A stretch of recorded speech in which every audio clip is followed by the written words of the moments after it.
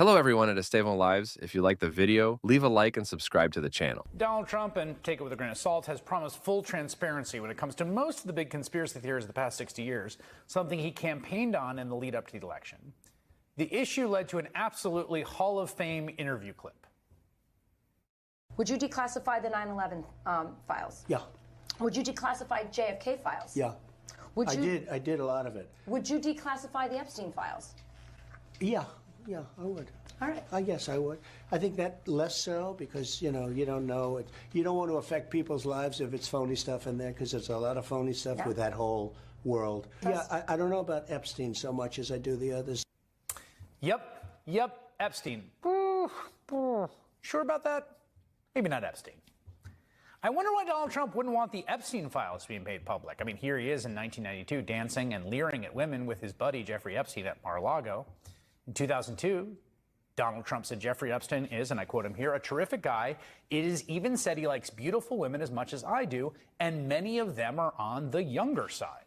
I cannot accept the level of corruption and cover-ups surrounding the Jeffrey Epstein case. It is infuriating to see how the government and the elites try to hide the truth from the American people. The release of the so-called Epstein Files was supposed to bring transparency and expose everyone involved in this disgusting scheme. But what did we get? Redacted documents, already known information, and a massive charade to deceive the public.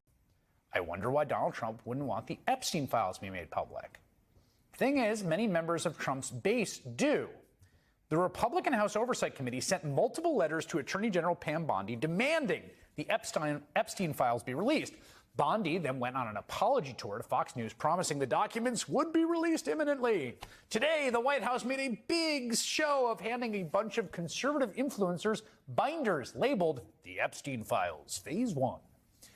But the whole stunt was a bust. What's interesting is we're all waiting for bombshells, we're all waiting for juicy stuff, and that's not what's in this binder. That's not what's in this binder at all. It is the biggest disappointment I think that you'll find. I encourage you to do your own homework on this. It's mostly procedural jargon, Glenn, heavily redacted. Congresswoman Anna Paulina Luna, the Florida Republican leading this charge, said of the binders, all caps, "This is not what we or the American people asked for, and a complete disappointment." And the Republican-controlled House Judiciary Committee made a post claiming to link to the Epstein files that actually directed folks to the music video for Rick Astley's Never Gonna Give You Up. Sarah Fitzpatrick is a senior investigative producer for NBC News who's been covering this story, and she joins me now. Sarah, first, I mean, what are the files? My understanding is there's a lot that's already public, and this was basically stuff already in the public domain. Do I have that right? Yes, absolutely, Chris. Essentially, almost all of this, we believe, was already in the public domain. In fact, if you look at the exhibits that they linked to in their press release, it says that these were trial exhibits at Epstein's alleged co-conspirator Ghislaine Maxwell's trial. So most of this information was shown to a jury in some form. And our colleagues sat in the courtroom, as did many members of the American public, and have already seen this information. Some of it is heavily redacted. For example, there's something that they identify as a contact list, which has been known as the black book of contacts that Epstein had. But, this is just this is information that not only was already out there, but doesn't shed any new light on anything that moves the story forward. And honestly, I think my colleagues who are at the Justice Department today kind of described it as a very surreal, kind of haphazard release, almost like a theatrical stunt. And I think that was in part the point. Yeah, I mean, I guess there's a substantive question here, which is, this has become a kind of MacGuffin, a sort of plot device for a certain part of the conspiratorial right, that there is some bombshell list of names that whoever they is, don't want you to know, that will expose the, pedo sex trafficking globalists or whatever your bad guy of choice is. It's not clear to me that anything like that exists, like that there's a thing being hidden that's not being released. Chris, I've been on this story for over 7 years. I've interviewed, at this point, I think over 100 people who were involved in this investigation, who worked for Jeffrey Epstein, who were close to Jeffrey Epstein. And what I can tell you is that I think that this story in some ways has taken on a life of its own. This has been thoroughly litigated in courts, in civil litigation, in private settlement discussions. And yes, there is a huge volume of information that has not been released to the public. For example, the 302s of when the FBI interviewed victims. Those are generally not released to the public. And so there is information that is out there. But whether or not, as you say, it contains these bombshells, you have to remember that under many, many different presidencies, jurisdictions, we've had the Southern District of New York, who had multiple ongoing investigations, even after Epstein and Ghislaine Maxwell's trials, into alleged co-conspirators, into Prince Andrew, into other people that were around him. And those ultimately...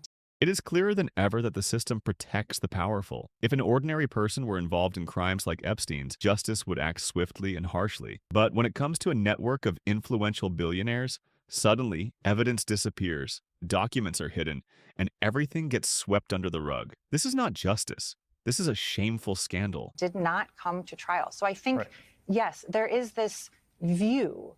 And I think it's also really important, today. Why was it today? This information is in some cases decades old. DOJ has had access to this information for a very long time. And no one today that I talked to could give me a clear reason about why this happened today, with the exception of one very senior Department of Justice official who said that they perceived the purpose and the timing of this as a distraction from other matters. And I think that is a very, very telling statement.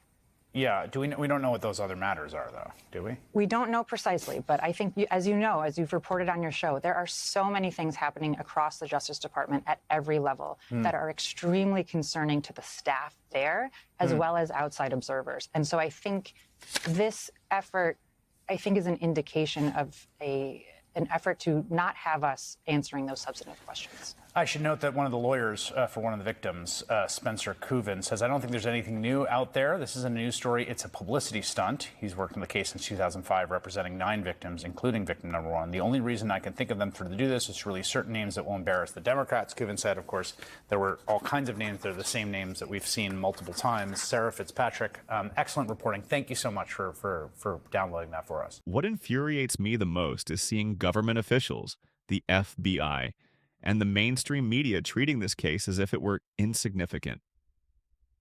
Pam Bondi revealed that there are thousands of pages of documents hidden by the FBI, so why aren't they releasing them? Who are they protecting? Why have so many witnesses connected to this case mysteriously ended up dead? These are the questions that no one in power wants to answer. And how does the government respond to this public outrage? With a joke. Instead of exposing the truth, the House Judiciary Committee played a prank by posting a Rickroll on social media. This is an insult to all the victims who suffered at the hands of Epstein and his network of predators. They want us to forget this case, to accept their lies and move on without questioning anything. But I won't accept this. The Jeffrey Epstein case is the biggest proof of how the system protects elite criminals while pretending to fight for justice. It's time to demand total transparency and accountability for everyone involved, no exceptions.